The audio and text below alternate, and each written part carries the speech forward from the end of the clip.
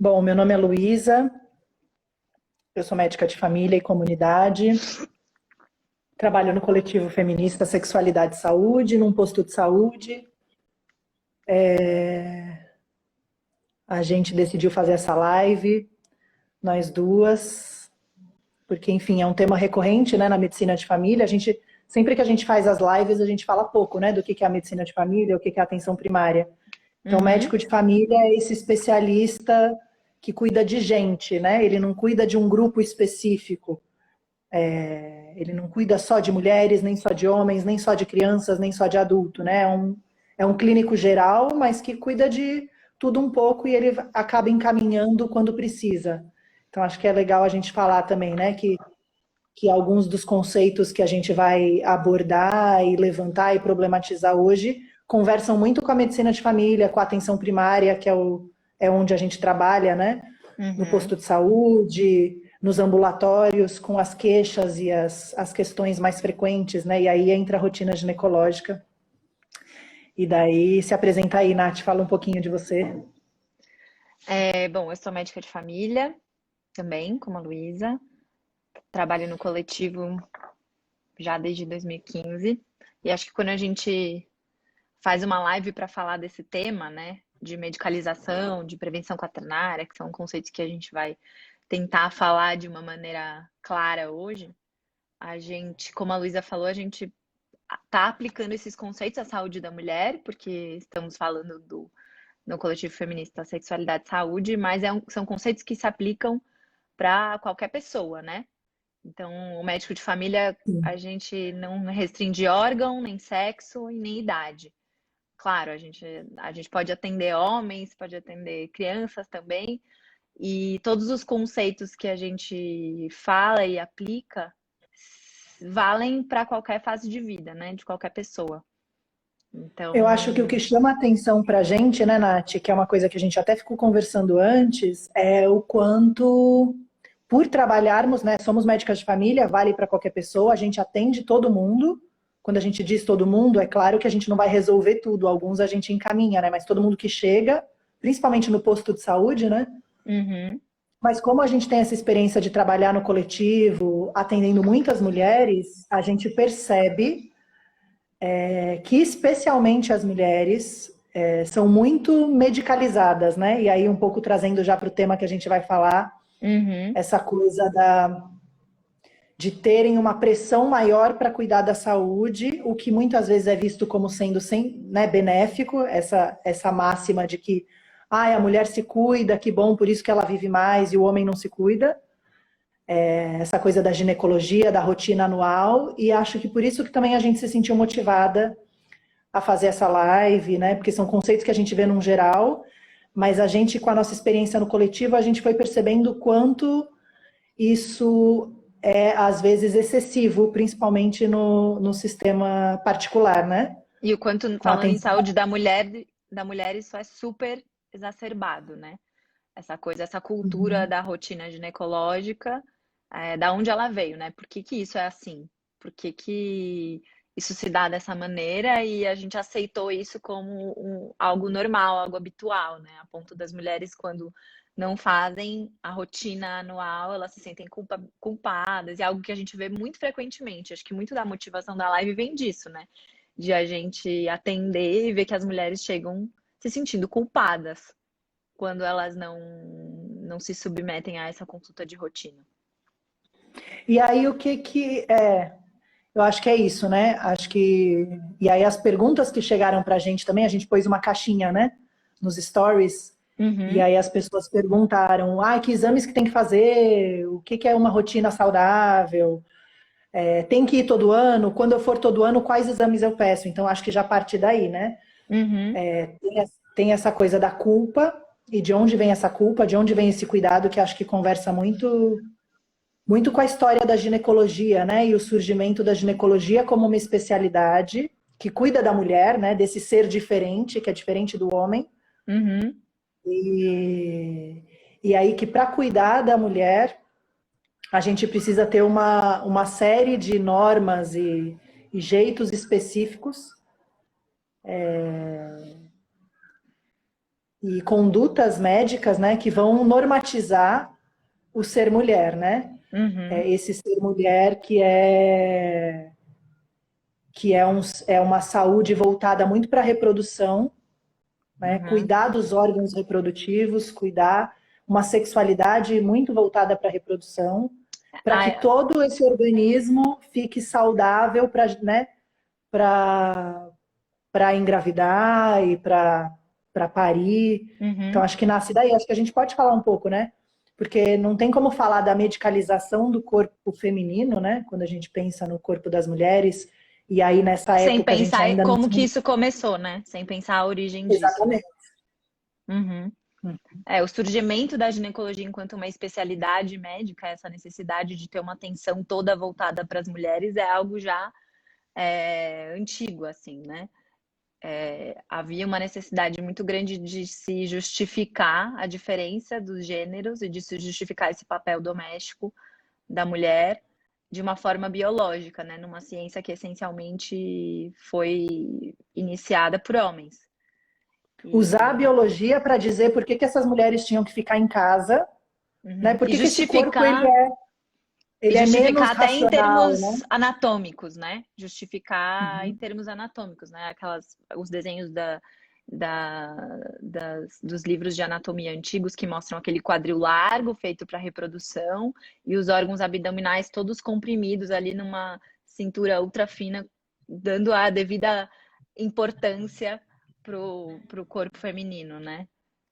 E justificando até processos fisiológicos como doenças, né? Então, quando se fala de mulheres governadas pelas regras, né? Que são as menstruações, de que uma mulher é mais impulsiva e de que ela tem esses sintomas pré-menstruais porque o corpo dela é assim.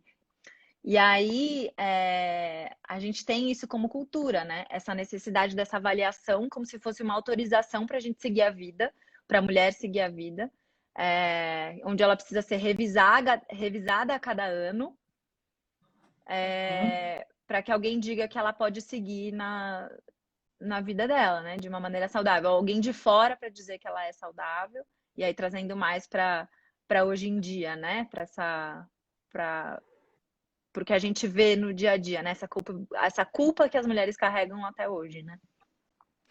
Eu acho que isso é muito importante, né? Essa cultura da rotina anual, um corpo que precisa ser revisado, inspecionado, normalmente associado a consumo, né? Então é uma Uhum, prevenção, e aí a gente vai falar mais de prevenção, os tipos de prevenção, mas é uma prevenção que está associada a consumo, né? Mais exames, mais uhum. consultas, né? Que tá E é muito, um não está corpo. associado a é, menos coisas, né? Comer menos, se expor não menos, né? fumar. É um corpo E vem doente até que disso, se né? prove o contrário, né? Até que alguém escarafunche tanto que diga, "Ah, não, pode Exato. seguir, né?"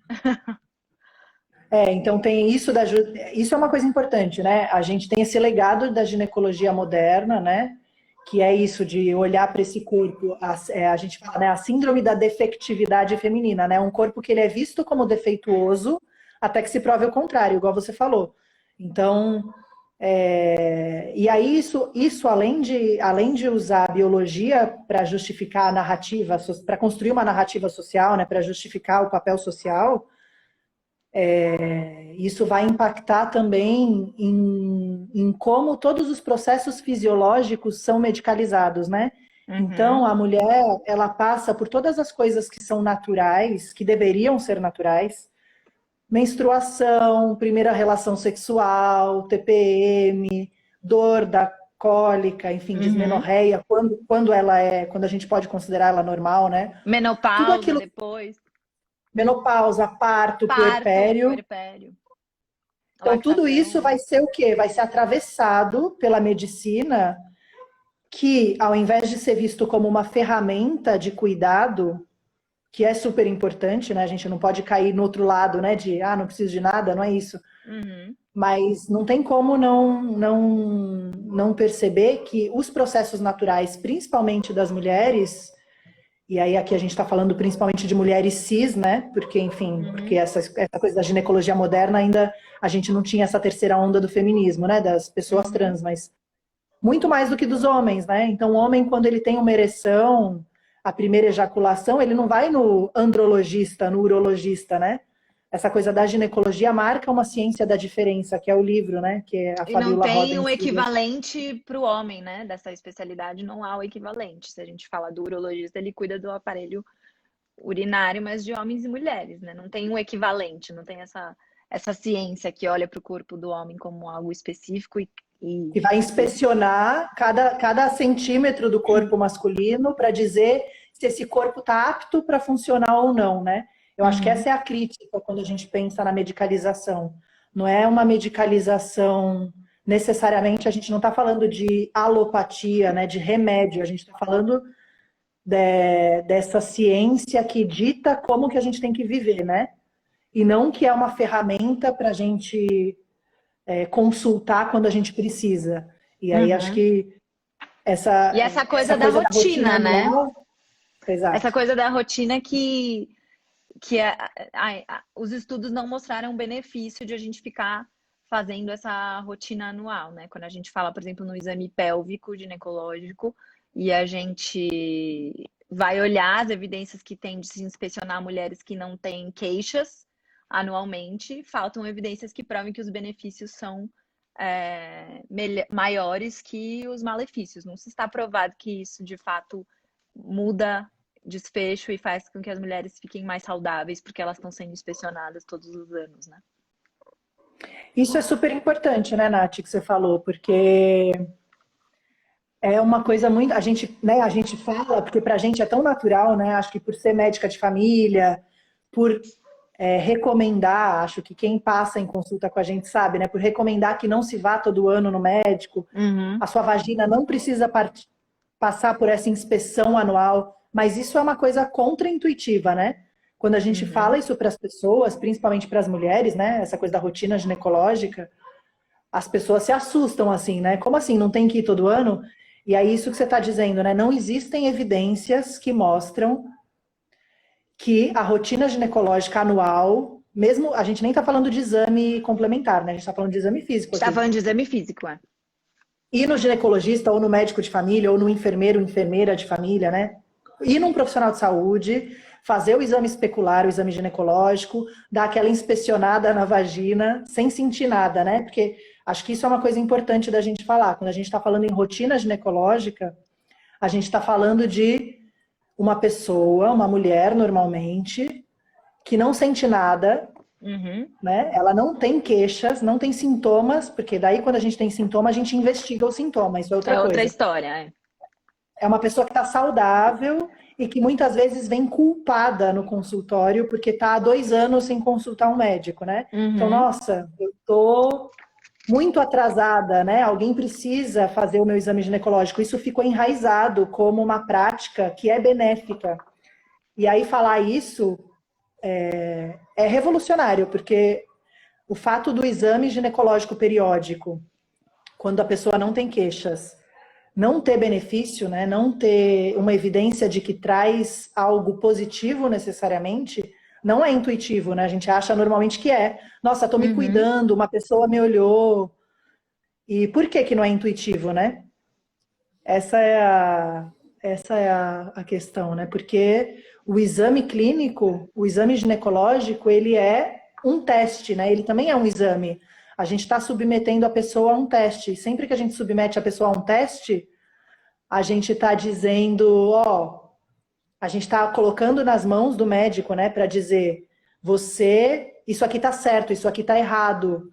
E aí E essa alguém pessoa, olhando de uma maneira distante, né? Aquela maneira asséptica de se fazer o exame, o próprio exame físico, né? Você não envolve a paciente, é o que a Lana acabou de comentar, que eu ia falar exatamente isso, que é essa coisa de ter alguém que olha por você, porque você se olhar, você se observar e você não ser incluída nessa inspeção ou nesse exame, nesse, nesse autoconhecimento ali do seu corpo, te deixa sim, muito desconectada daquilo, né? Então, se você não sabe o que é o seu normal, se alguém te disser que tá errado, ou se alguém te disser que tá tudo ótimo, você leva isso para sua vida, a depender da resposta que a pessoa vai te dar, você segue de um jeito ou de outro, né?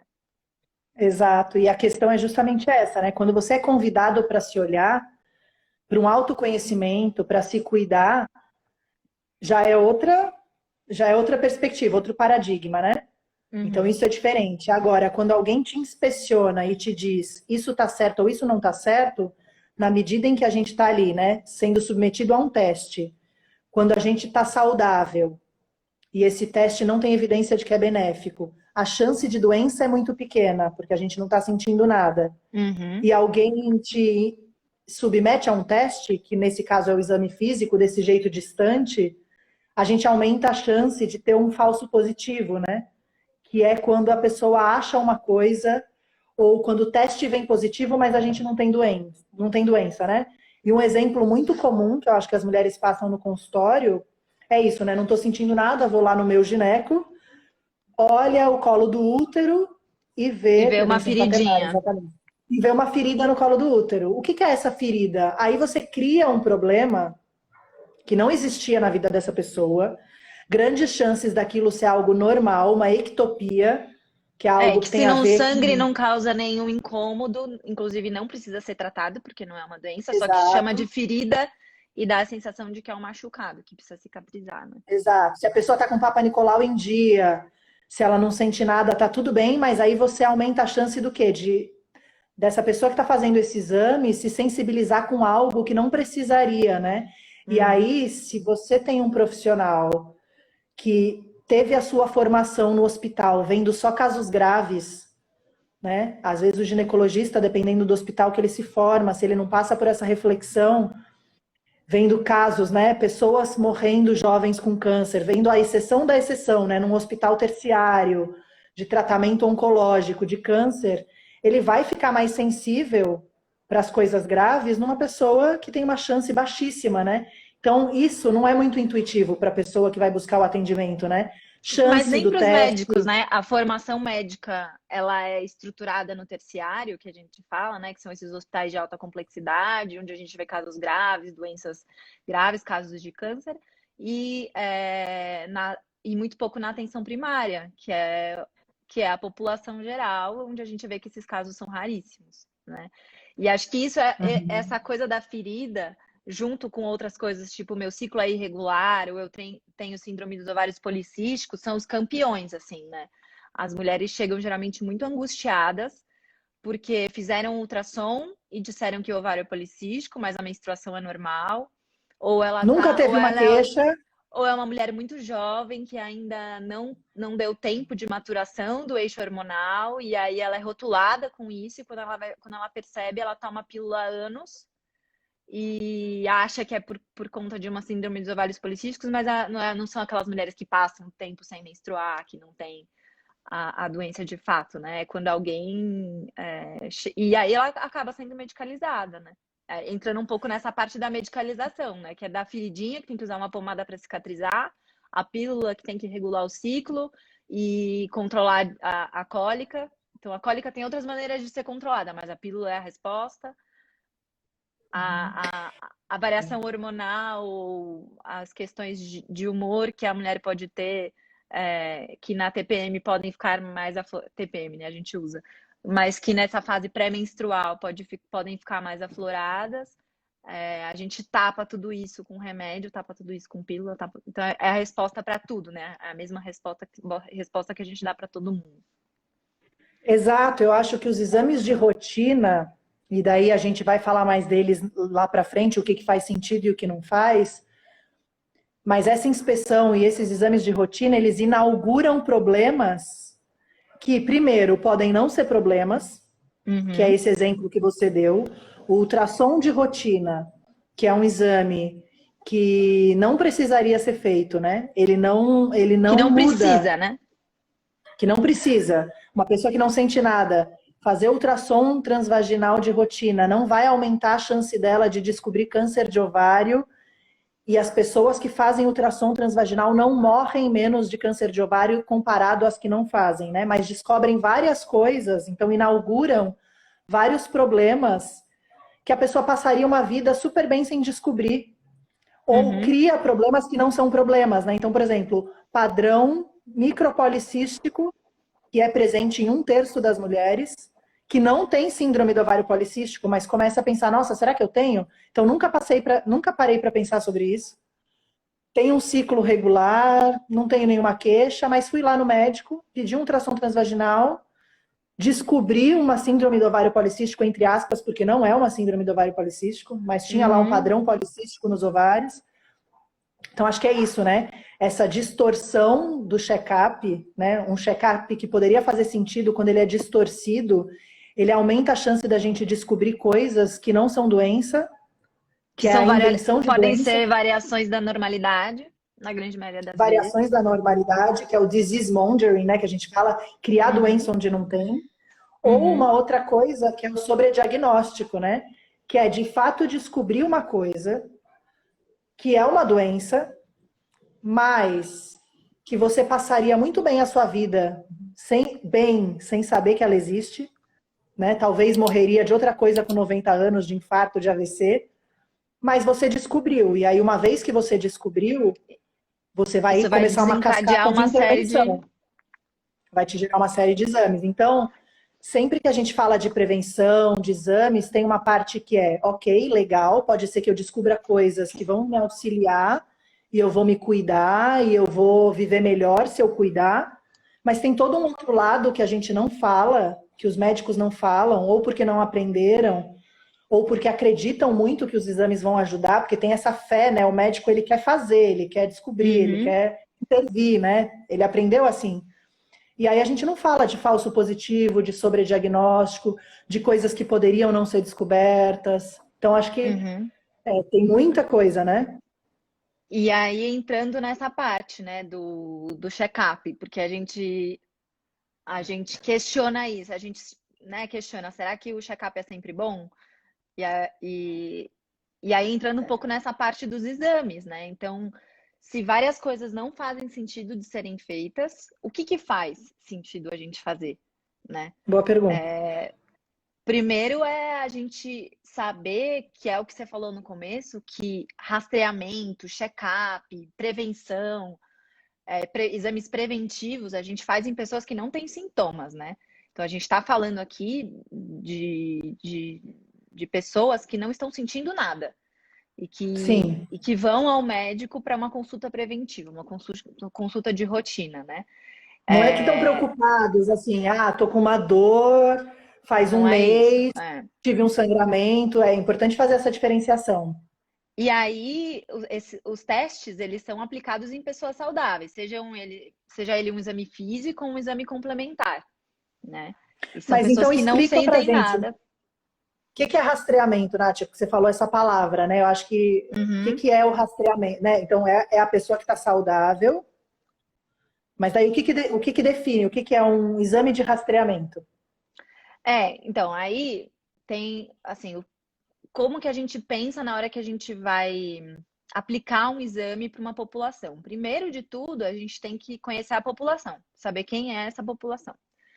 Depois, a gente tem que entender a história natural da doença que a gente está querendo pesquisar. História natural, a gente fala assim: um câncer, ele começa assim, ele se desenvolve assim, demora X tempo para se desenvolver, demora X tempo para se tornar sintomático, e aí eu quero aplicar um exame bom, para a gente identificar ele numa fase ainda assintomática, e identificá-lo numa fase assintomática tem que trazer um benefício, que é o benefício de você identificar antes dele se tornar assintomático, ou seja, você trata antes e aí a pessoa ela não vai ter desfechos ruins por essa doença. Então isso vai reduzir mortalidade.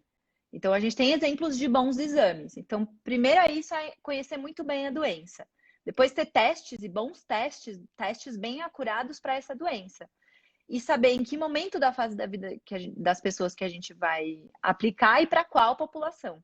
Então, tem uma série de variáveis. Por isso que fazer exame não é bom um exame para doenças que a gente não conhece muito bem, que a gente não sabe como se comportam, porque a gente não sabe se elas vão evoluir ou se elas vão ficar ali quietinhas e descobrir ou não descobrir não faz diferença na vida daquela pessoa.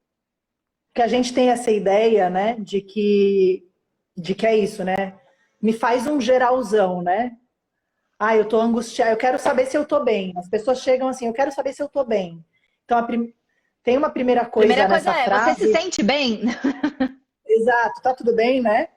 Eu te pergunto, mas tem um pressuposto nessa frase, nesse desejo de querer saber se está bem, que eu não parto mais do princípio de que eu tô bem até que se prove o contrário. Eu tô mal, eu tô doente até que se prove o contrário. Até que os exames estejam feitos, todos, e me digam que tá tudo bem, que não tem nada. Então, essa coisa de que estamos todos doentes e que o certo é fazer vários exames para garantir que não estamos. E aí a gente perde uma coisa que é... Existem doenças que vão acontecer e que é necessário que elas aconteçam, não necessário, mas que é natural que elas aconteçam, né? E a gente tem tanto essa coisa preventiva um pouco distorcida, que quando alguém descobre que está doente, fica até uma sensação de que foi um erro médico, né? Como que alguém não descobriu? É quase um crime hoje em dia ter um sintoma de uma doença, né? Porque é isso que você falou, o rastreamento, ele é um programa, né? Idealmente ele é um programa populacional, né? Mas ele Uhum. depende da história natural da doença, então não é qualquer doença que vale a pena fazer check-up, né? A gente tem essa impressão de que faz um bem bolado aí e descobre se todos os meus exames estão bons. Depende da doença, depende da idade, depende Uhum. do teste, né? Vão ter testes que vão ter doenças que vão ser importantes e que vão matar muito e que vão assustar muito, mas para essas doenças não tem bons testes, né? Nem acessíveis, nem baratos, nem indolores, com poucas consequências. Então, eu acho que compartilhar tudo isso que a gente, quando a gente pensa no check-up, a gente pensa em tudo isso, né? Esse teste vai fazer mais mal do que bem, né? Essa pessoa está numa idade que precisa fazer esse teste, ou na idade que Uhum. ela está, ela vai acabar descobrindo coisas que não precisaria, vai dar um falso positivo, porque ela é muito jovem. Uhum. E mas do outro lado, as pacientes, os pacientes, eles estão angustiados, querendo descobrir, né? Querendo um aval, né? Que alguém diga que está tudo bem. Então, eu acho que isso é um super desafio, né? Esse encontro de expectativas. E depositar no exame essa confiança, assim, de que é o exame que vai responder, sem considerar que os exames eles também são falhos. Exato. Quando a É isso que gente diz você que um exame está falou. negativo, a gente está dizendo tecnicamente ele está negativo, mas pode ser um falso negativo, não é? Pode ser um falso negativo, pode ser um falso positivo, e a gente tem que saber exatamente que tipo de exame a gente aplica para poder lidar com o resultado, né? Você Sim. estava falando isso dos falsos positivos, né? Não sei se isso é um conceito claro, muito claro para as pessoas, assim, Vamos talvez isso, explicar. explica um pouco assim. Quando a gente faz um exame, ele tem certa sensibilidade e especificidade que a gente fala, né? Sensibilidade é pegar aquelas pessoas, né? O maior número de pessoas. E especificidade é a especificidade para aquela doença.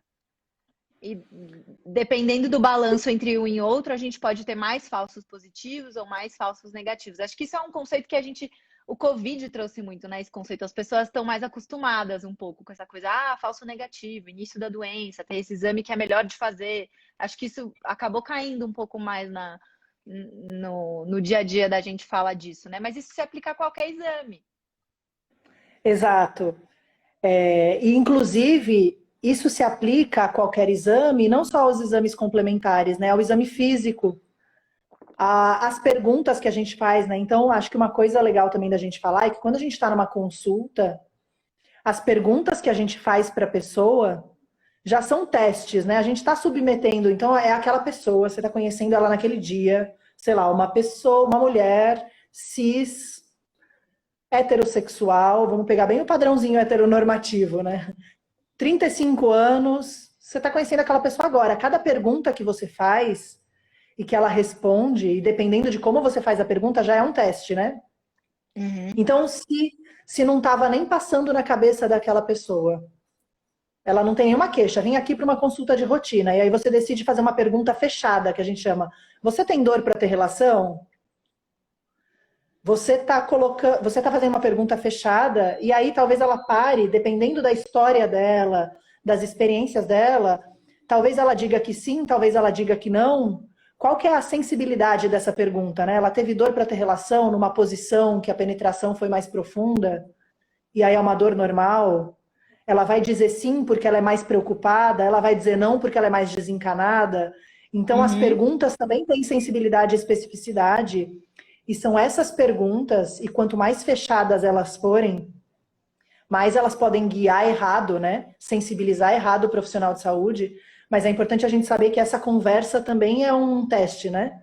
uhum, E aí, quanto menor a chance da pessoa que está na nossa frente, né? Da paciente, do paciente, da pessoa que está conversando ali com a gente, quanto menor a chance de doença, maior a chance de falso positivo, né? Então, sempre que uma pessoa muito saudável, normalmente jovem, né? Porque a gente sabe que muitos uhum. check-ups começam depois dos 40, 50 anos, porque a chance de doença aumenta.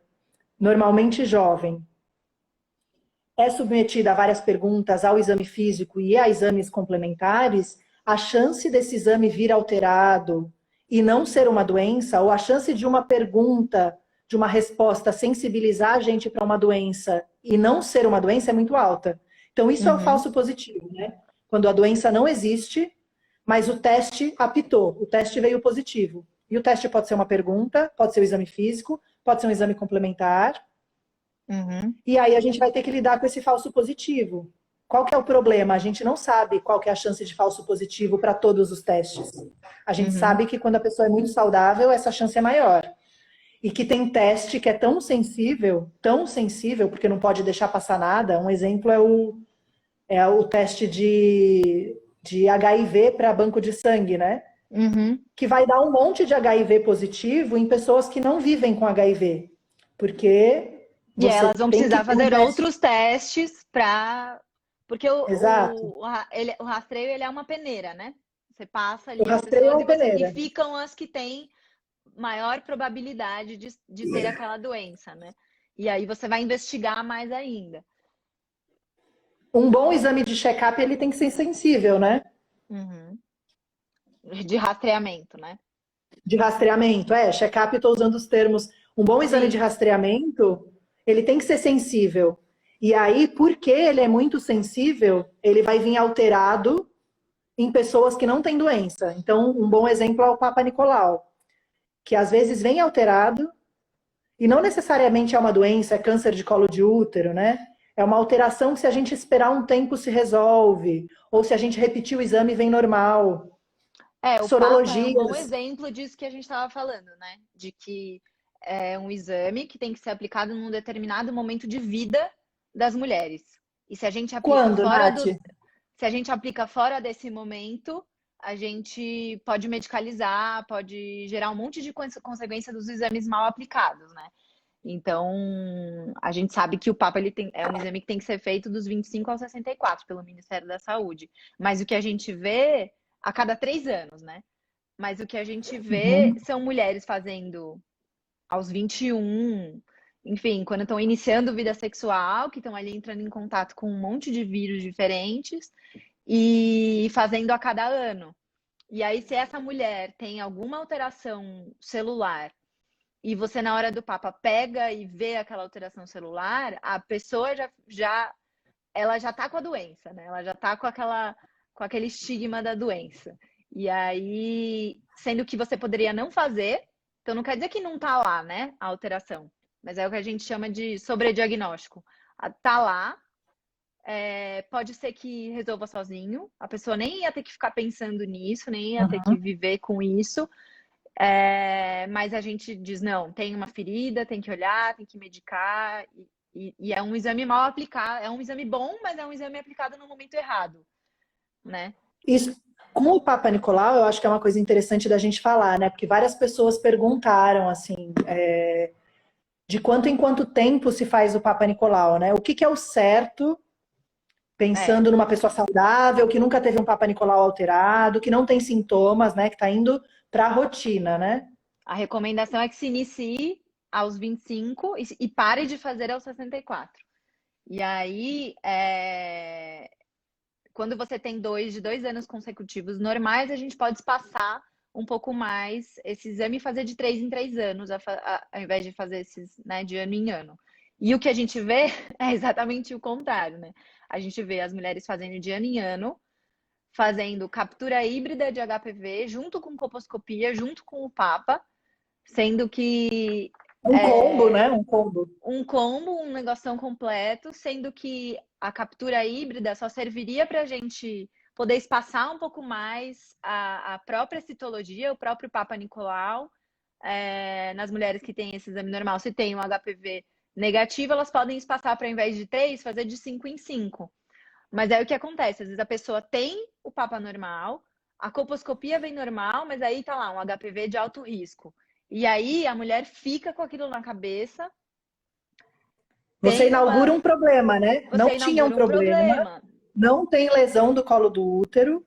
O HPV não é um vírus para o qual a gente tem um tratamento tipo antibiótico, igual a gente tem para sífilis, né? Você não vai dar Então ele vai ficar ali. Você não vai tratar, não vai dar uma pílula que vai resolver, um comprimido que vai resolver. Então é isso, não é que não está lá, ele está lá. Mas descobrir ou não descobrir não faz a menor diferença. Porque você já tem o exame bom para ser aplicado no momento certo. Exato. E daí, ao invés de usar a captura híbrida desse jeito que você falou, né? Captura híbrida negativa, opa, eu espaço mais ainda meu Papa Nicolau, porque eu tenho uma chance menor ainda de ter câncer de colo de útero, eu posso fazer de 5 em 5 anos. Não, você usa a captura híbrida positiva, não para continuar fazendo o Papa Nicolau de 3 em 3 anos e tranquilizar a pessoa, né? Mas como um motivo de achar que Para da pessoa justificar se fazer sentir mais. doente. Fazer mais, às vezes de 6 em 6 meses. Então, acho que é para essas distorções que a gente quer chamar a atenção, né? Não existe nenhuma evidência científica que diz que HPV positivo, quando o Papa Nicolau é normal, é igual a Papa Nicolau todo ano, Papa Nicolau de 6 em 6 meses, cauterização, diversas, né, coisas que são propostas, que não são tratamentos eficazes, que não têm evidência. Fora os danos, né, que daí, quando a gente fala em intervenção, em cascata de intervenção, em falso positivo, em sobrediagnóstico, depois a gente pode retomar isso, mas tem um dano subjetivo, que pelo menos nessa questão do HPV, que a gente teve uma live de HPV, a gente falou um pouco, eu acho, a Carla falou. Tem uma coisa da sexualidade, do se sentir doente. Será que eu preciso falar com todos os meus parceiros para dizer que eu tenho mensurar, esse HPV? Né? Então a gente não está falando só de exames desnecessários, de risco de intervenção no corpo, de custo para plano de saúde e para o SUS, porque tem um custo também, mas que ali no micro, né, médico-paciente, a gente nem aborda tanto isso, mas existe, né, para a gestão pensar isso. Mas existe uma coisa subjetiva, principalmente que aí recai mais nas mulheres que estão mais medicalizadas, que se sentem mais culpadas de se sentir doente, né? E a gente não. É difícil de mensurar isso. Sim, é muito subjetivo, né? E ao mesmo tempo que a gente vê que na saúde suplementar, no particular, as mulheres fazem todos esses exames, às vezes as mulheres que utilizam mais o SUS não conseguem nem fazer um na vida, né? Exato, esse paradoxo é importante, né? Dessa dificuldade, né? E no fim das contas, assim, quem é que de fato morre de câncer de colo de útero no Brasil, né? As mulheres periféricas que não têm acesso e não. E aí é isso, né? A gente tem um grupo de mulheres do particular com baixo risco de ter câncer de colo de útero, fazendo exame de 6 em 6 meses, quando poderia ser de 3 em 3 anos. E aí a gente tem uma mulher na periferia de São Paulo, no meio de uma pandemia, que alguns postos às vezes param de atender, né? Que não coleta Papa Nicolau há 10, 15, 20 anos, às vezes por questões religiosas, de tabu, de questões do próprio corpo, nunca coletou. E aí a gente tem esse paradoxo, né? Uma falta para um grupo, um excesso para outro grupo, e a gente continua com uma alta mortalidade por câncer de colo de útero por conta disso, né? Não porque é uma doença que vai tá matar matando muito, essas mulheres que estão toda hora. fazendo anualmente, né? Exato, exatamente. Claro que vão ter as exceções à regra, né? A gente está falando aqui todo o protocolo, todo o caderno de atenção básica, inclusive o caderno do Ministério da Saúde, o caderno de atenção básica é super bom, de Uhum. saúde das mulheres, porque fala dessas rotinas, tudo isso é inspirado e embasado em evidências populacionais, né? É claro que tem a exceção, né? A mulher que fez um Papa Nicolau 2 anos atrás e pode ter um Papa Nicolau, mas isso é a exceção da exceção. Se a gente pega essa exceção E e aplica expande e para aplica todas, para a né? regra, para todas, a gente tem um problema que você aumentar muito a chance de falso positivo, de sobrediagnóstico, de exames desnecessários numa esmagadora maioria saudável, né? Que não Sim. precisaria passar por isso. E o mesmo acontece. A gente usa o Papa Nicolau porque é um exemplo que é muito do dia a dia, né? Muito corriqueiro. A gente vê demais isso acontecendo. Mas essa exacerbação das práticas de rastreio que fazem sentido, mas que as pessoas começam a aplicar em momentos errados, valem para tudo, né? Tipo, mama também. A gente tem uma recomendação muito específica do Ministério da Saúde, que também tem seus questionamentos, mas o excesso disso também não é incomum, né? Então, uma recomendação de se fazer uma mamografia a partir dos 50 anos.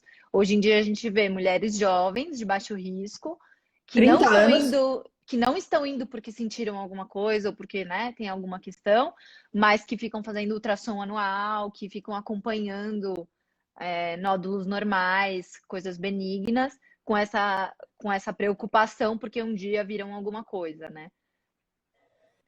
exatamente. Isso é uma coisa, eu falo contra-intuitiva, porque a gente sempre acha, né? Isso é uma frase que a gente colocou no post, né? Que prevenir é sempre melhor do que remediar, né? Essa é a máxima do check-up, da rotina, da prevenção.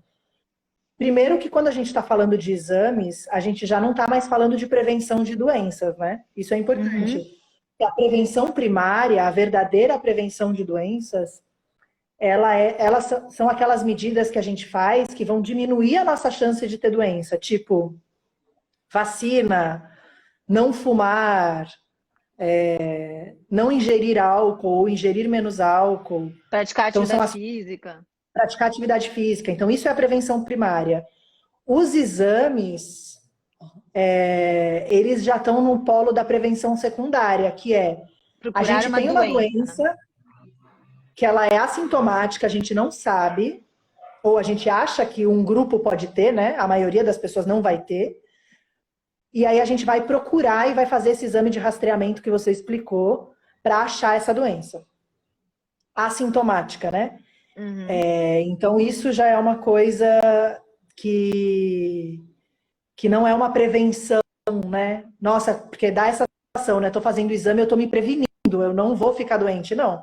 Quando você faz exame, você está procurando a doença. Você está E procurando talvez a você doença, ache. exatamente. E aí você vai ter um achado que você não sabe se vai ter te feito bem ou não achar. Que aí essa é a questão, né?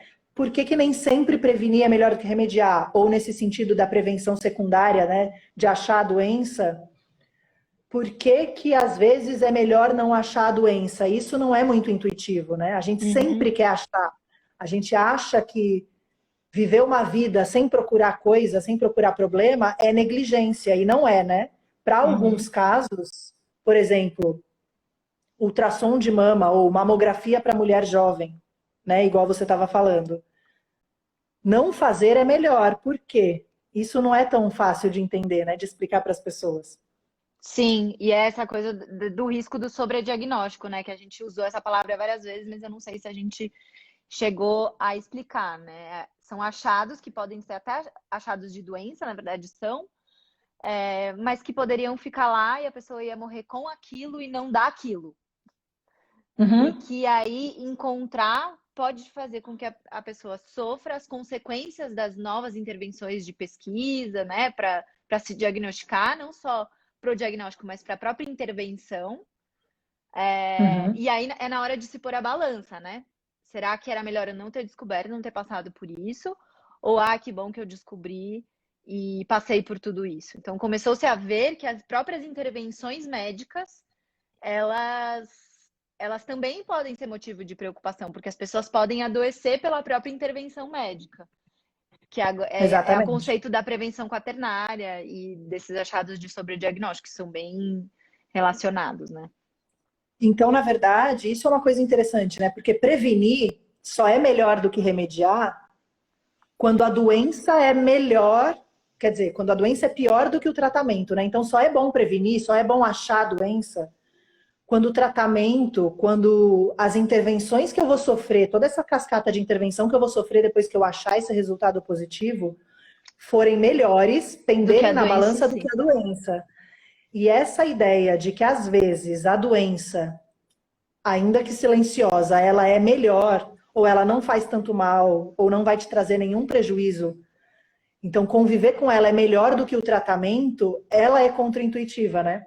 Uhum. Porque a gente não põe na balança os malefícios dos tratamentos, né?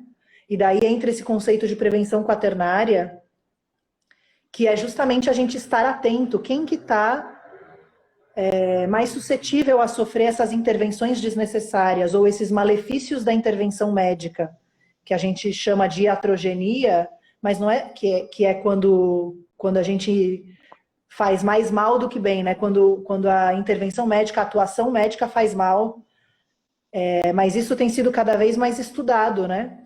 Embora a gente não queira, porque a gente quer sempre fazer o bem, e a gente tem uma. Acho que os médicos têm uma formação que supervalorizam a intervenção médica E o e os diagnóstico, né? tratamentos, o diagnóstico, porque querem intervir, tratar, melhorar a vida das pessoas, mas subvalorizam ou subestimam O os poder efeitos da. adversos, Uhum.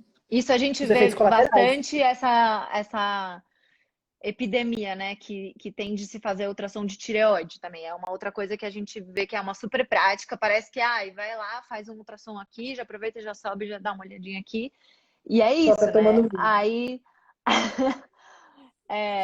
E aí as pessoas descobrem nódulos que não necessariamente são câncer, ou até são, mas a pessoa ia viver com aquilo, e aí ela vai lá, tira a tireoide, fica o resto da vida Tomando um dependente de remédio. hormônio, tomando um remédio.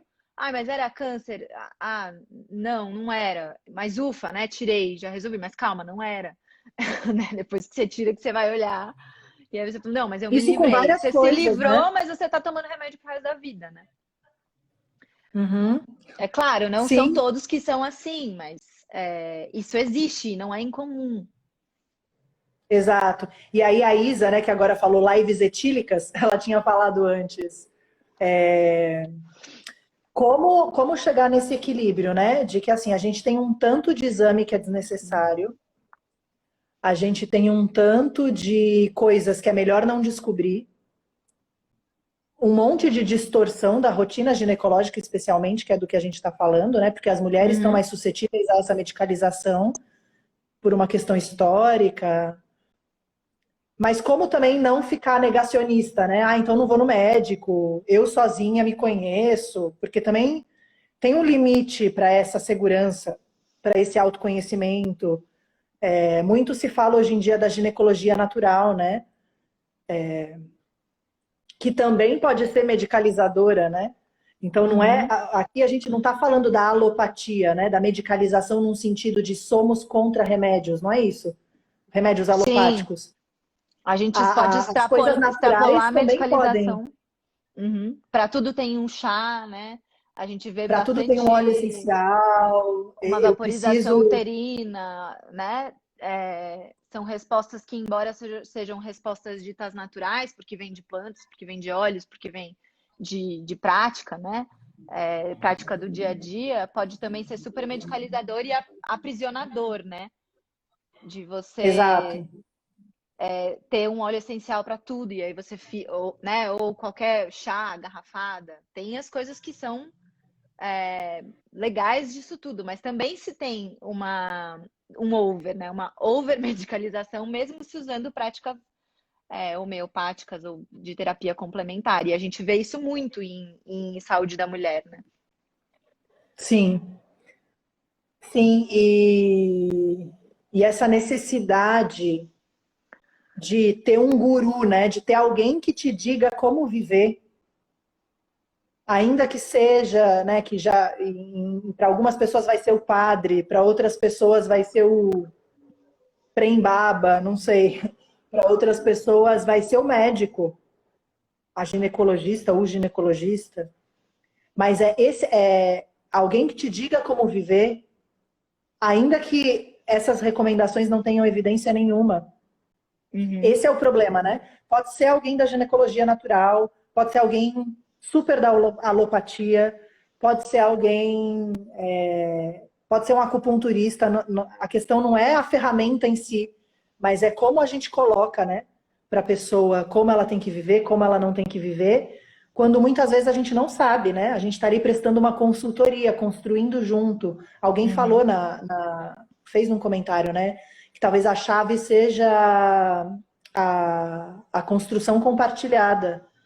Como que, com base na história familiar, na história daquela pessoa, o que ela já viveu, o que não viveu, se ela tem sintoma ou não tem sintoma, a gente constrói um cuidado, expondo as evidências científicas, mas também expondo as limitações que elas têm, fazendo uma crítica a essa rotina ginecológica igual para todo mundo, né? Uhum. Tem que ser assim, todo mundo é igual, toma esse monte de exame.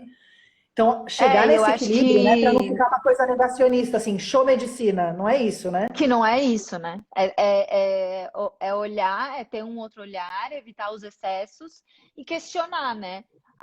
O blog da Lana tem um post maravilhoso sobre isso, né? Que é o manual de insubordinação à consulta ginecológica, né? Que é você ir munido para você fazer bons questionamentos, para você saber. Então tá, é uma ferida, mas o que que é essa ferida? O que que é essa ferida? Posso ver? Quero olhar. Por que que tem esse É, nome, né? por que que Péssimo. eu, né, eu quero olhar, por que que isso pode estar aí? Bom, mas se o Papa tá normal, o que que ela é? É questionar, né? Se for prescrito pílula para uma mulher que acredita que, ou que assistiu essa live, questionar, né? Porque então, que o tratamento é pílula e não outro. É você. E também ler, né? Porque acho que na internet a gente acha tudo. A gente acha o manual do ministério, a gente acha bons blogs de pessoas que escrevem sobre isso, a Lana é uma delas. Livros, o próprio Uhum. site do coletivo tem materiais que a gente pode divulgar, aqui a gente pode deixar materiais para as pessoas lerem e serem questionadoras, né? Protagonistas da própria saúde. Sim, exatamente. Eu acho que é essa chave, né? Quando vem de um lugar de autoconhecimento, de cuidado de si, de se olhar, de questionar, e de troca, né? Quando você, talvez a chave seja, né? Mas como que eu levo isso para um profissional? Quando existe uma troca de saber, né? Eu sei do meu corpo, eu estou fazendo essa investigação, mas tenho dúvida, tenho medos, né? Uhum. E o outro te diz, olha, as evidências são essas. Quando existe uma troca, uma explicação, eu sempre falo assim, que se a gente perguntar por quê, mas por que esse exame? Mas por que esse exame? E se o médico se incomodar, tem algo errado, né? Porque na Sim. verdade é isso. Se você se encontra com um profissional de saúde, você está prestando uma consultoria para a sua saúde. Não é alguém que vai te dizer como você tem que viver, mas é alguém que vai te sanar suas dúvidas, te ajudar um pouquinho. E ele não te explica o porquê que ele está fazendo aquilo, ou não traduz as evidências científicas para você, ou não te diz não sei, vou pesquisar, tem algo errado, né? E eu Uhum. acho que a gente não precisa saber tudo, né? Porque quando a gente é paciente, a gente quer ser cuidado. A gente também, senão a gente não iria em nenhum profissional, né? Ah, eu sei de Sim. tudo, eu peço os meus exames. É uma troca. Então, também se colocar nessa vulnerabilidade, tá? Eu conheço o meu corpo, mas eu tenho dúvidas, eu tenho medos, eu quero saber, eu tenho curiosidade, eu quero aprender. Isso é um super desafio. Uhum. Sim, sim. E acho que também é uma coisa que vale como reflexão, né? Essa coisa de a gente tem pouca crítica em relação à maneira com que a gente consegue lidar com incerteza, né? E a vida é uma incerteza. E aí, se você vai para uma consulta médica buscando só certezas, Sim, isso também é é difícil. isso também é super complicado. Então, tudo vai ser a conversa nessa relação mais horizontal mesmo. Se é uma coisa que vem de cima para baixo, é uma pessoa que sabe tudo sobre a sua saúde, o que você tem que fazer, que exame você tem que colher, a maneira que você tem que realizá-los e a periodicidade, mas você não se envolve naquilo, você não compartilha as incertezas também, né? Essa sabedoria de que nada é garantido, de que a gente Exato. navega É no uma mar das incertezas construção. mesmo. Então, a gente vai falar então do que é recomendado, né? Eu acho que pode ser uma boa, né? Porque a gente deu uma bela passada sobre o porquê que é como é, Uhum. sobre diagnóstico falso positivo, prevenção quaternária, né? Que é essa coisa de identificar quem corre o risco dessa medicalização excessiva. Eu acho que a gente pode falar um pouco mais dessas coisas concretas, né? O que que faz sentido, então? Uhum. Alguém tinha comentado, né? Uma mulher, não sei se falou jovem, para uma pessoa jovem, os exames saudáveis para se fazer todo ano, por exemplo, seriam então os que diagnosticam ISTs. Então, Todo acho que ano, tem se a pessoa acha que ela se expôs, né? Exato, né? Então depende. Uma pessoa sexualmente ativa, que acha que se expôs a um risco, ou que ainda que não ache que se expõe, gosta de fazer porque é sexualmente ativo, mas Uhum. acho que tem que ter essa conversa, né? Não é uma obrigatoriedade, acho que essa é a chave, né? Porque no fim, obrigatoriedade anual não tem pra nada, né? Não tem Que para eu me nada. recorde, não tem pra nada. Anual não há nada que se precise fazer obrigatoriamente. Nem Quando a gente, mamografia, aí é importante a gente dizer, né? Quando a pessoa não tem nenhuma outra doença que exija um exame um acompanhamento. periódico, né? Se ela tem diabetes ou se ela tem hipertensão e ela precisa checar a função renal de tempos Exato. em tempos, enfim. A gente está falando aqui de uma pessoa sem doença, sem sintoma. Então, não é só que ela não tem doença, ela não tem sintoma, ela não quer investigar nada. Ela tá Uhum. assim, saudável, tô indo na minha gineco, ou na minha médica de família, ou na minha. Ou no meu clínico geral. É, Obrigatoriamente, então, anual não há nada, né? Para aqueles que querem, que desejam fazer, e nem precisa ser só anual, se você quiser, você pode fazer a cada 3 meses, pode fazer sorologias, que é exato. HIV, sífilis, hepatite B, hepatite C. Uhum. E É aí, boa. nas mulheres, O Papa Nicolau, você falou, né? o Papa Nicolau a gente falou já. A cada 3 anos. Claro, né? Veio alterado, daí muda, não é mais rotina ginecológica. Aí você vai identificar se é um alterado que você precisa pedir um exame para daqui 6 meses, tipo Ou NIC daqui 1, um ano. lesão de baixo grau, ou daqui 1 ano, ou se você precisa de um outro exame complementar para investigar se esse exame de rastreamento de fato está mostrando um problema. É Uhum. diferente, né? A gente está falando aqui, fiz o Papa Nicolau, ele veio normal, eu já tenho dois, né? Fiz com 25 anos, fiz com 26. Os dois vieram normais. Aí eu vou fazer o próximo com Com 29. 29. Uhum. Depois veio o normal 32, de 3 em 3 anos. Uhum. A não ser que tenha alguma alteração no meio do caminho. Vale lembrar, acho que a gente já falou, mas vale lembrar que captura híbrida não é exame de rastreio, que a gente não precisa fazer, a gente pode oferecer para as mulheres que têm os dois normais de se fazer para poder espaçar, ao invés de fazer, fez 2026, 2027, ao invés de fazer em 2029, faz em 2031. Ixi, fiz a boa conta. Eu gostei que você pegou a idade e botou nos anos. É Mas é isso, isso, né? serve só para espaçar, né? Então é isso. Ultrassom de tireoide não é exame de rastreio. Ultrassom de mama em mulheres jovens não é exame de rastreio. E aí Exame. isso faz as pessoas ficarem muito chocadas, né? Assim, eu acho importante a gente falar disso, porque a cara das mulheres, e aí eu acho que isso que é legal de fazer uma live, né? Que seria não chega a ser uma roda de conversa, a gente poderia até fazer uma, né? Mas as pessoas podem comentar, mas que individualmente as pessoas ficam muito chocadas quando você fala assim, não precisa. E claro que às vezes é difícil, né? Uma coisa é racionalmente você entender que não precisa. E as pessoas Outra ficam coisa super é, inseguras, né? outra coisa é de fato você confiar e falar, ok, não tem evidência de que faz bem, talvez faça até mal, então eu vou desencanar. Não é tão simples, né? Porque Não. você, às vezes, passou uma vida, a partir dos Fazendo. 18 anos, fazendo ultrassom de mama todo ano. E é Uhum. um exame que não descobre câncer de mama, não faz a gente morrer menos, ultrassom de mama, não descobre câncer de mama em mulheres jovens. Pelo contrário, descobrem coisas benignas, né? Nódulos benignos de mama que vão fazer o quê? A mulher que era previamente saudável, agora ela é uma mulher que quando chegar no médico ela vai dizer, eu tenho nódulo na mama, eu preciso acompanhar. Uhum. Então muda o discurso, né? Sim. É isso, né?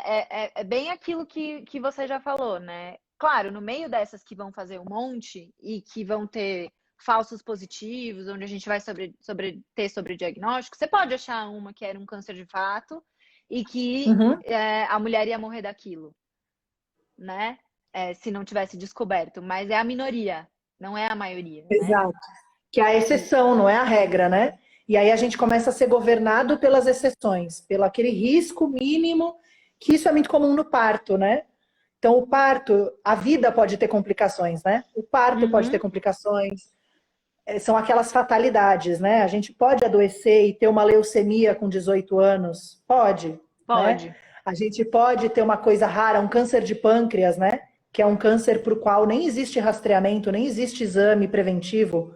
Pode. pode. Mas se a gente começa a tratar a exceção e distorce isso, expande isso para a regra, e aí começa a submeter todas as pessoas a hemograma anual, porque pode ter leucemia. Ultrassom de abdômen, porque pode ter câncer de Ultrassom de pâncreas. abdômen, porque pode ter câncer de pâncreas. A gente está fazendo uma má medicina, uma má prática médica, né? E porque a gente está sendo governado pelo medo, né? Uma medicina do medo, onde Uhum. as doenças que são às vezes raras e naturais e uma fatalidade, elas começam a ser a regra, né? Essa sensação de estar doente o tempo todo, né? Que a gente tem. E é isso, a gente não precisa necessariamente descobrir as doenças nas fases assintomáticas, né? As que fazem sentido se descobrir em fase assintomática, que a pessoa não sente nada, a gente tem bons exames de rastreio. As que não faz diferença você descobrir numa fase assintomática ou numa fase que a pessoa já tem sintoma, você não precisa de rastreio, porque o desfecho vai ser o mesmo. Pode ser cura ou não. Exato. Um bom exemplo disso é o que naí não é das mulheres, né? Mas é a questão do câncer de próstata, né? Que a gente fala muito para os homens. Sim, sim, que E no fazer fim. PSA, exame de toque, não muda a mortalidade, né? Fazer o rastreio de câncer de próstata, o grupo de homens que faz comparado ao grupo que não faz, não morre menos. E fica incontinente e impotente, porque tem Exato, a pode ter complicações. próstata manipulada e não se leva isso em consideração, né? Aí o cara vai lá, faz a biópsia, faz raspagem, faz tudo, mas ele acaba que ele vive o resto da vida com as consequências do tratamento, né? Mas como quando a gente acha uma doença, a gente fica muito grato, né? Que bom que eu achei. Então, nossa, graças a Deus que eu fiz esse exame, né? Que bom que eu fiz esse exame, porque eu achei a doença e posso me tratar. Isso é muito comum com a cesárea, né? Nossa, a cesárea é salvadora. Às vezes uma cesárea mal indicada, enfim, né? E aí o bebê tem um problema que já teria, ou que às vezes é até um problema por conta da cesárea, né? Aquele desconforto respiratório transitório, porque não Uhum. esperou entrar em trabalho de parto. E aí a pessoa fica com uma sensação de alívio, que bom que eu fiz a cesárea. Então essas coisas também se confundem, né? O que que eu preciso agradecer que eu fiz o exame e descobri, e foi graças ao exame, e que bom que eu achei antes, e o que que na verdade não tem nada a ver. Eu achei, não precisaria ter achado, me fez mal achar, eu vou fazer um tratamento inteiro que vai me dar efeitos Vou colaterais. receber um rótulo de uma doença que a Exato. gente fala Mas eu da vou coisa ficar do corpo grata ao exame. Que bom que eu fiz o exame. e o psicológico foi pro espaço, né? Exato. Então tem muitos exemplos, né? O ultrassom de tireoide que você falou no começo, ele é um bom exemplo, né? De quando a gente vai pensar, né, numa pessoa jovem, por que que eu falo mais jovem, né? Porque depois, quando a gente vai ficando idoso, a gente pede uma ou outra coisa, porque a chance de ter diabetes aumenta, né? Então aí o colesterol, a glicemia, tem umas coisas que entram. Podem ter Mas mais impacto, né? quando a gente é jovem, pedir o colesterol, não vai mudar o desfecho, né? Não vai mudar a nossa conduta. A pessoa tem um colesterol familiar, né? Vamos supor que uma mulher de 30 anos tem um colesterol alto, de 250, sei lá, 300, e não tem mais nenhum outro fator de risco. Ela não fuma, ela faz exercício físico às vezes. A gente não vai passar remédio para esse colesterol que está alto, né? A gente vai mudar estilo de vida, que é o que a gente já falaria para ela fazer sem o exame, né? Porque não vai, exato, porque não vai mudar a mortalidade, né? Aquele colesterol não aumenta a chance dela morrer de infarto, porque ela é tão jovem, os outros fatores de risco estão tão bem controlados, ela não tem diabetes, não tem pressão alta, só que a gente fica apegado ao colesterol, né? Com uma sensação de, nossa, meu colesterol tá alto, eu tenho que fazer alguma coisa. E aí vira a medicina do exame, né? Não é a medicina da pessoa, da consulta, do exame físico, da conversa. Da conversa.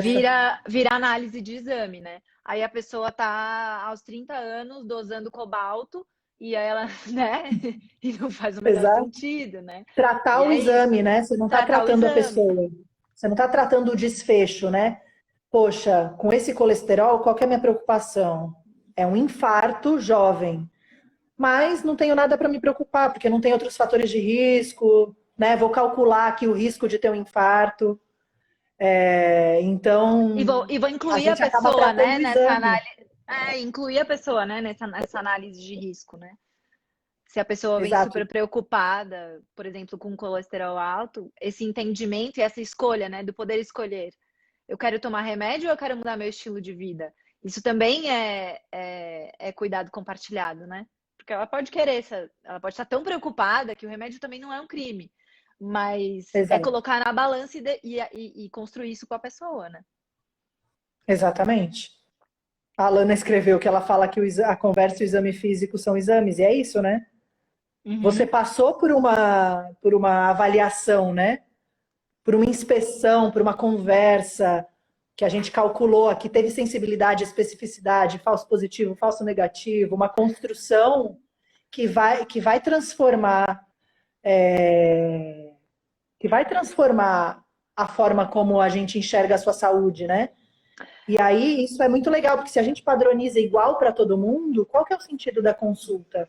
Se todo mundo vai sair com a mesma lista de exames, TGO, TGP, aquelas enzimas do fígado que não vão ter significado nenhum para aquela pessoa, Uhum. por que que teve essa conversa, né? Se essa conversa não transformou nada, não calculou risco, nossa, essa pessoa tem maior risco, vou pedir isso. Essa pessoa tem baixo risco, não vou pedir nada, tá tudo bem.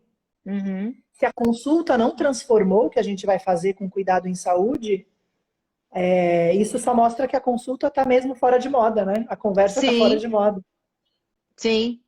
A Lana falou aqui dessa questão do nutricionismo, né? Que também é algo que a gente percebe, né? Não é incomum a gente ver gente tratando exame, né? Então a pessoa passa num profissional de saúde, que pode ser um nutricionista, pode ser um nutrólogo, pode ser um médico, e aí faz um monte de exame, mas aquela pessoa não sente nada, e aí ela recebe uma prescrição de complementos Suplementos. alimentares, suplementos e vitaminas baseado no resultado do exame de Porque dosou sangue, né? magnésio, dosou chumbo, né? Eu já vi cada coisa, assim. E Que aí bom a que o chumbo tá pessoa negativo, tá zerado, né? recebe aquela prescrição de um monte de coisa para tomar, que não traz nenhum benefício para a saúde dela, que não muda desfecho, que não reduz mortalidade, que não evita outras doenças. Mas é isso, eu só quero o meu exame no valor de referência, porque se ele não tiver no valor de referência, eu corro risco, ou eu não sou saudável, né? E aí a gente deixa de fazer É, orientações muito básicas de alimentação, de estilo de vida, de prazer, de, né? de estimular as pessoas a comerem bem, a consumirem alimentos de boas fontes, a cozinharem a própria comida, comerem menos Comida industrializado, e de a verdade, gente né? comida de verdade, e aí a resposta é aquela pílula, né? Aquele suplemento. Que é é concretizar o exame, esse exemplo, ele concretiza essa coisa de existe algo dentro de mim, ou vários algos desequilibrados, meu corpo é defeituoso e tem vários desequilíbrios, e eu estou dosando cada parte para saber qual que é o desequilíbrio. o magnésio, o lítio, o chumbo, o cloro, e aí eu vou fazer uma fórmula para equilibrar tudo, né? E isso não existe, assim, né? E a gente não leva para o convite da reflexão no tá bom. Vamos supor então que você estava se sentindo cansado e foi numa consulta, né, e passou com um profissional que fez todas essas dosagens. Mas não foi levado em consideração que você trabalha 40 horas semanais, que você pega o ônibus, demora 2 horas para chegar no trabalho, 2 horas para voltar, que quando você chega em casa você tem ainda o trabalho não pago para fazer, que é a tarefa doméstica, cuida A do violência filho, doméstica. a violência doméstica, essa poucas práticas de autocuidado, exercício físico, não tem tempo para fazer a própria Pouco tempo comida, para si, tempo de pouco tempo prazer, para de si, leitura. tempo para ócio, e a gente não se fala sobre isso, e a resposta tá ali, tá no exame de sangue. É o exame de sangue que está mostrando se tem algum problema, É a a, testosterona baixa, né? e não a sua vida que tá completamente, tá virada de cabeça para baixo, né? Exato. E aí esse apego ao exame, né, é a testosterona que está baixo, por isso tá baixa, por isso que eu não tenho libido.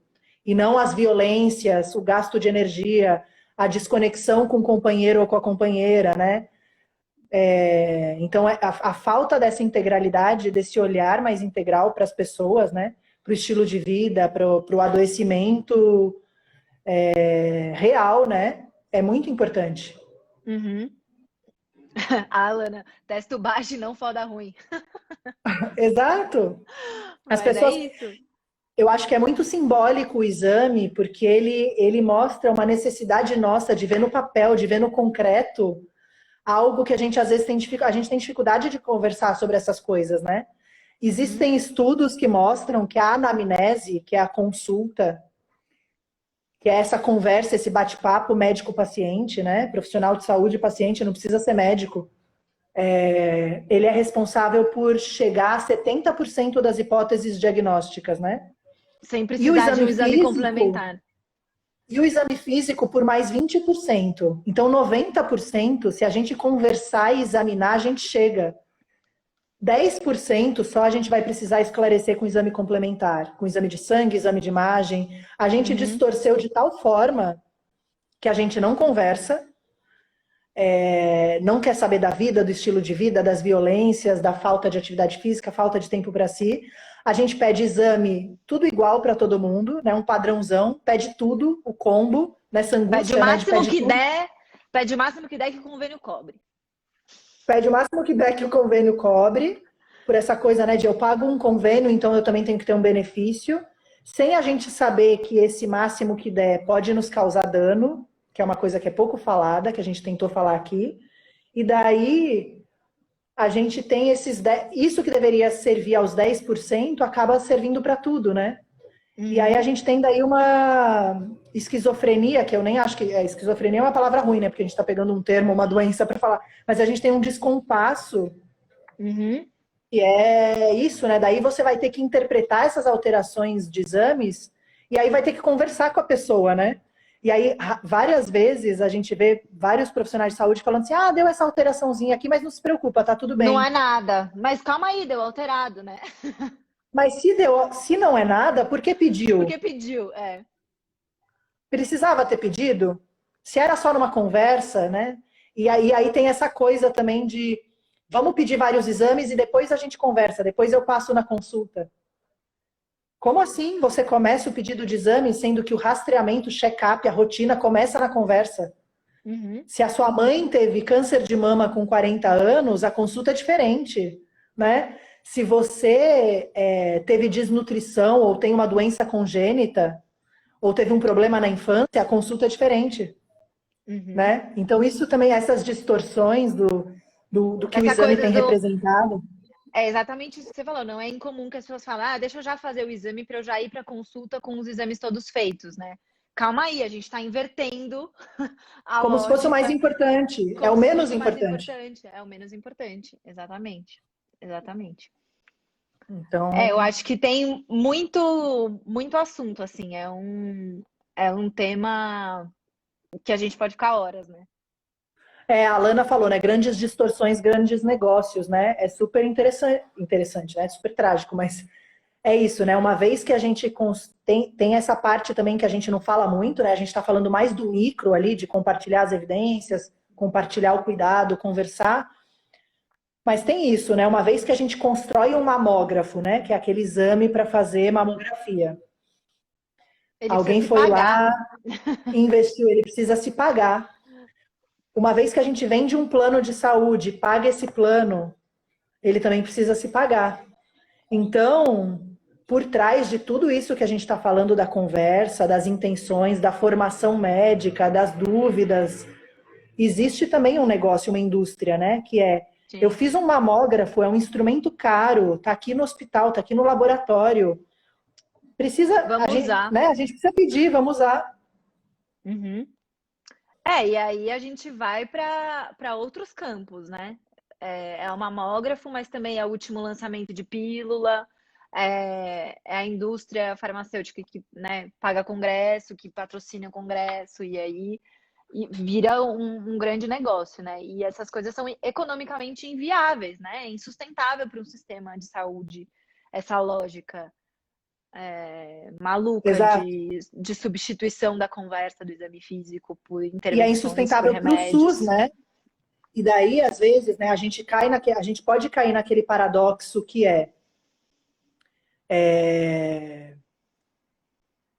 no SUS, às vezes, quando a pessoa está muito marginalizada, ela pode ter uma falta de acesso ao que é básico, né? Ao que é ao que as evidências científicas mostram que é benéfico, tipo um Papa Tipo Nicolau a cada 3 Papa. anos.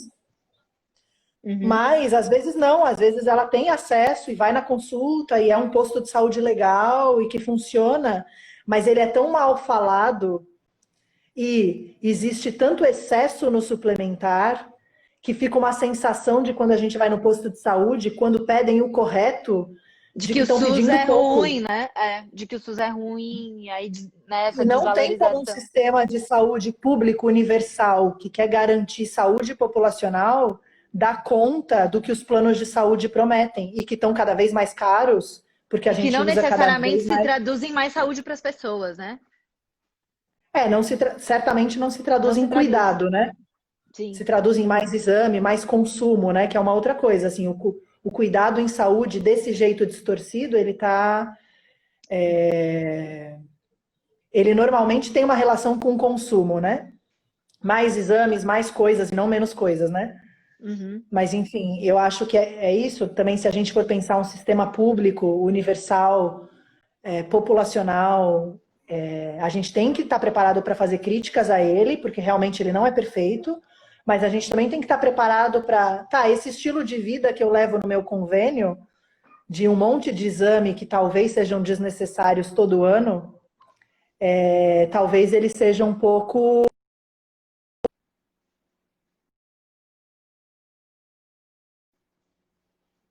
Voltou. com um sistema universal. Uhum. Então, também quando a gente está inserido num sistema e se a gente quer construir o sistema público e lutar por ele, para ele ser justo, baseado em evidência, com bom cuidado para as diferentes faixas etárias, os diferentes gêneros, a gente tem que levar isso em conta, né? Hoje, como o sistema suplementar está constituído e com a quantidade de exames que a gente faz, é muito difícil, né? A gente transpor isso para o SUS. Uhum. Sim. E fazer uma atenção primária forte, né? Com bons médicos de família. Sim, Então, acho que essa live também serve para a gente estimular as pessoas, né? A buscarem as UBS, suas unidades de referência, conheça seu médico de família, veja se tem um centro de saúde que você possa se informar, que você possa utilizar, que você passe com uma enfermeira de família, uma enfermeira ou um médico de família é, do SUS, ou usar um médico de família do convênio, ter essa pessoa com quem você pode ter essa conversa horizontal, que possa fazer a coordenação do seu cuidado, te ajudando a tomar as melhores decisões. construir cuidado, né? Ele não está dado, ele não é pronto, uma embalagem, né?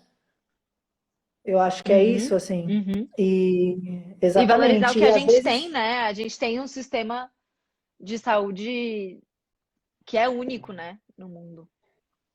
Uhum.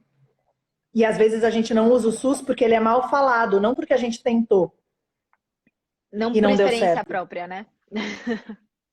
E tem uma fala, né? Vários, principalmente os sanitaristas, falam muito isso, assim, que enquanto a classe média, a classe rica não cobrar do SUS, enquanto o SUS for só para camadas mais baixas, que com essa sensação de do serviço estar fazendo um favor para as pessoas, né?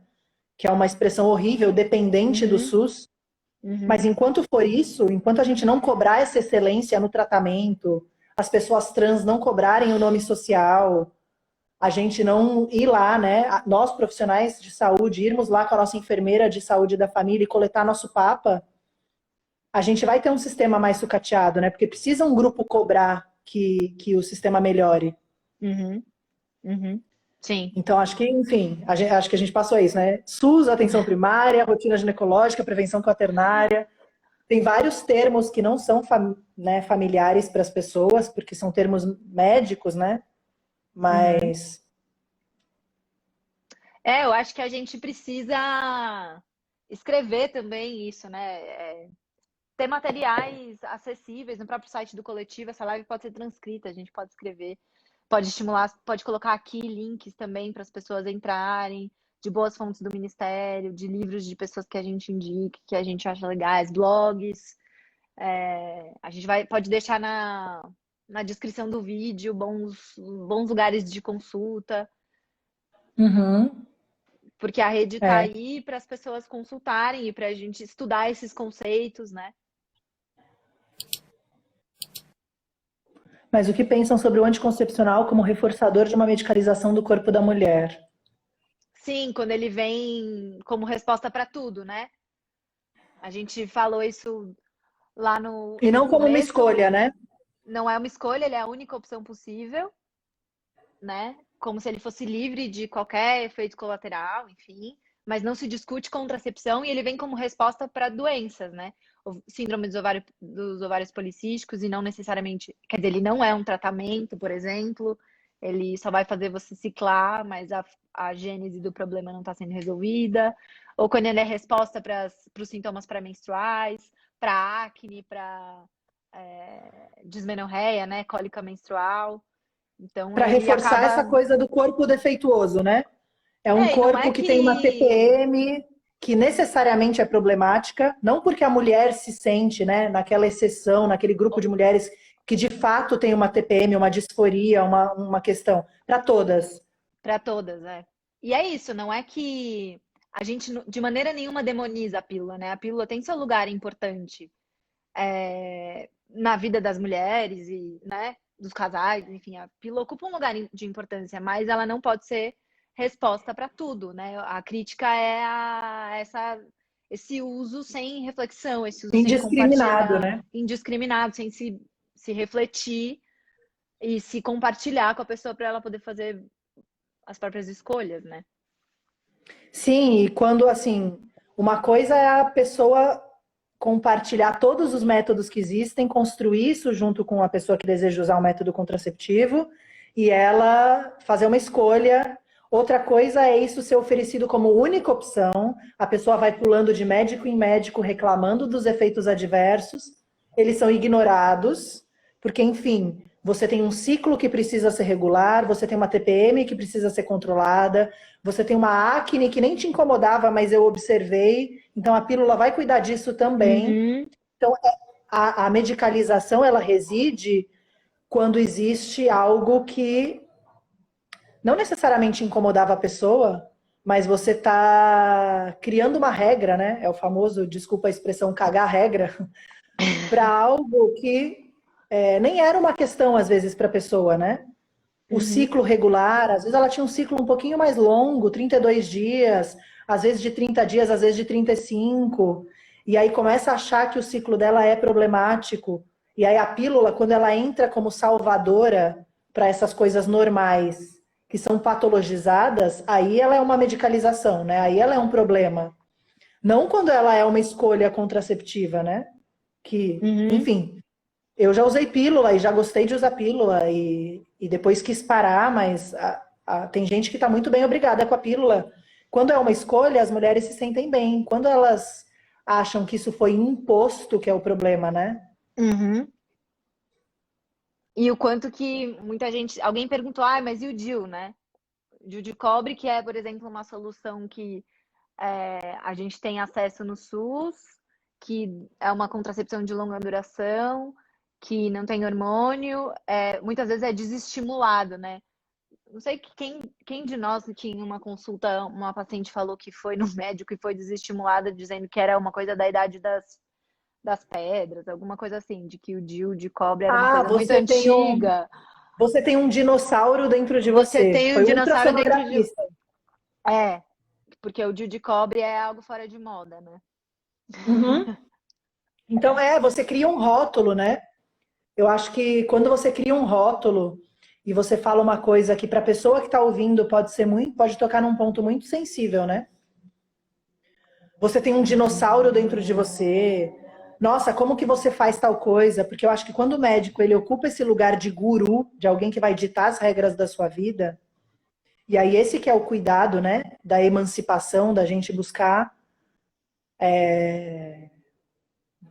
esse cuidado nosso de se conhecer e de não colocar o médico nesse lugar, mas enfim, os médicos se colocam e a Se gente coloca colocam. eles. É aí que está o problema, porque aí cada frase ela pode soar como se, nossa, eu sou muito inadequada, né? O que eu estou fazendo está muito errado. Nossa, eu não posso transar desse jeito, eu não posso comer desse jeito. Eu Eu não fui preciso. no ginecologista por 2 anos. Então, acho que quando tem uma conduta muito certinha, né? E uma medicalização do estilo de vida também, né? Aí que está o problema, quando não tem uma conversa, mas sim uma coisa prescritiva para tudo. Uhum, Enfim, não tem fórmula, né? Construir esse cuidado é um desafio. sim. Eu não sei se tem perguntas. Eu acho, deixa A, eu ver g- aqui. a gente já tá super 1h30, né? Não sei quanto que. Mas vê aí se tem alguma Eu pergunta. acho que as perguntas eram, opa, não quero comentar. As perguntas eram isso, né? Que exames valem a pena. Eu acho que Uhum. um pouco essa live foi para a gente trazer essa reflexão, né? De que rotina ginecológica ela sofre distorções, Que a gente tem que ela não deve saber, que a gente tem que saber se reconhecer. saber reconhecer, questionar, não ter medo de questionar. É o que você falou, né?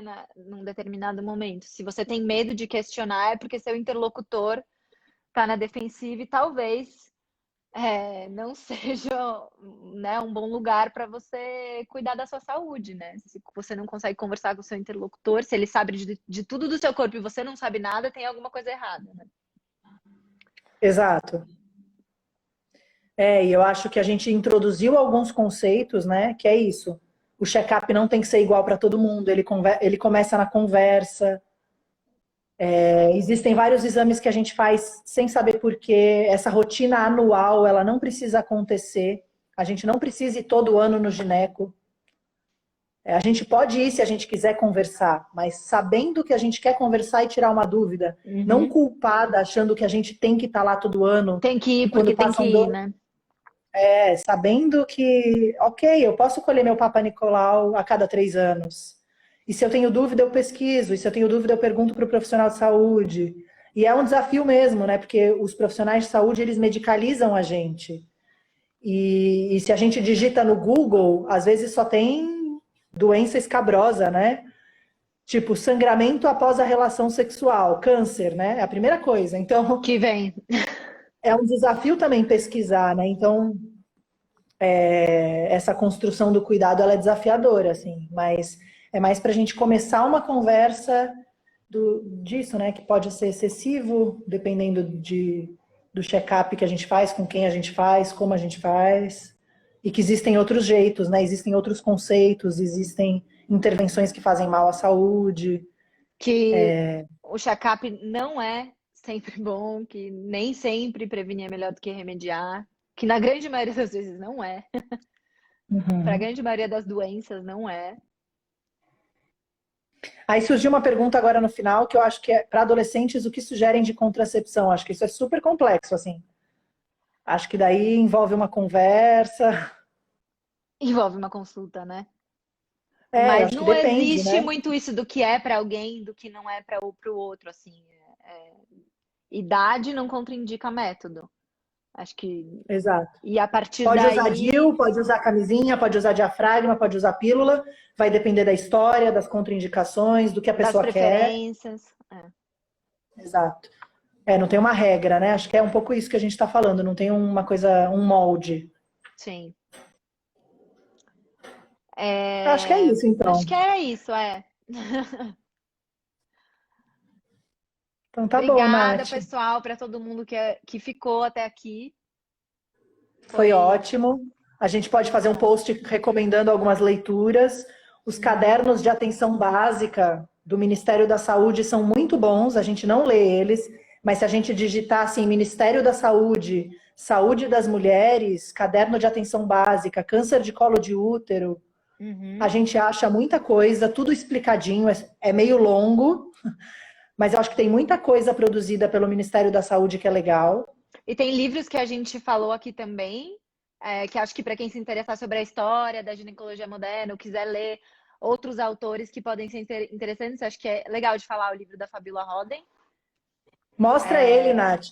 Uma Ciência da Diferença, Sexo e Gênero na Medicina da Mulher. Esse livro maravilhoso. É muito legal para quem quer entender, né, a ginecologia moderna, da É onde vem sobre a, essa ciência da diferença. é sobre a história a construção da ginecologia enquanto especialidade médica. E esse livro do Juan Gervas também, que todo médico de família ama, que é o encarceramento médico com as mulheres. E aqui ele fala sobre 50 intervenções sanitárias excessivas e como evitar as intervenções no corpo da mulher. E o blog da Muito Lana legal. também, a O gente blog pode da Lana é deixar maravilhoso. A Lana Faria, a Lana Faria. ela Sigam ela aqui escreve, também, né? Ginecologia Feminista, @ginecologia feminista. Ela traz para o debate coisas super importantes. No IGTV dela tem trechinhos de vídeos de 5 minutos que são super esclarecedores. E acho que é E isso. os nossos posts, né, do Coletivo Feminista, o blog, a gente tem feito um esforço de fazer cartilhas, né? Cartilha de HPV, de candidíase, de DIU de cobre. A gente está escrevendo a cartilha de menopausa e finalizando a de síndrome do ovário policístico. Acho que Uhum. seria muito legal se a gente fizesse uma cartilha de rotina, né? Cartilha de rotinas ginecológicas. Então é isso, assim, esse esforço de construir material embasado, né, cientificamente, sabendo que as evidências científicas têm limites, mas enfim, conversando sobre esses limites. E é isso. Obrigada, É isso. Nath. Obrigada. Um beijo. Valeu, pessoal.